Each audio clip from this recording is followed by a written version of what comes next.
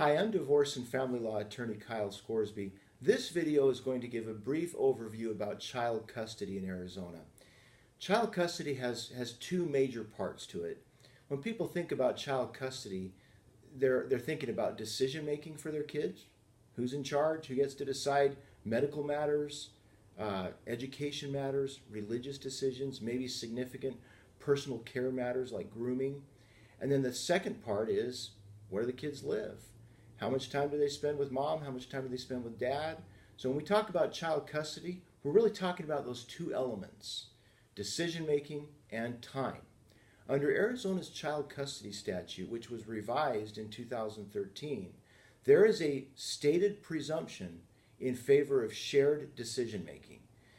And although it's not quite as overtly stated in the statute, there is also a presumption, I think, in favor of equal time. At least that's how judges treat it.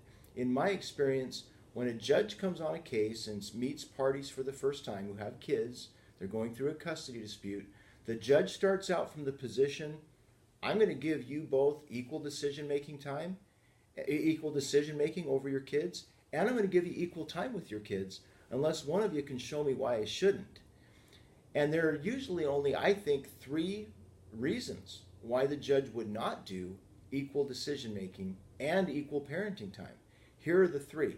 If there has been significant domestic violence during the marriage, that could be a reason why the judge would not award joint legal decision-making, at least, because the judge would not want a victim of domestic violence having to make decisions jointly with the perpetrator of domestic violence. The second issue is a substance abuse problem, which is ongoing.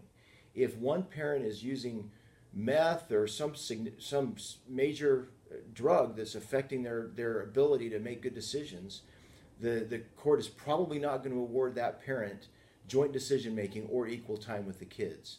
Finally, if there's a mental health issue that is unresolved, like schizophrenia or something serious like that, the judge probably would not order the parent suffering from that mental health issue joint custody over their kids.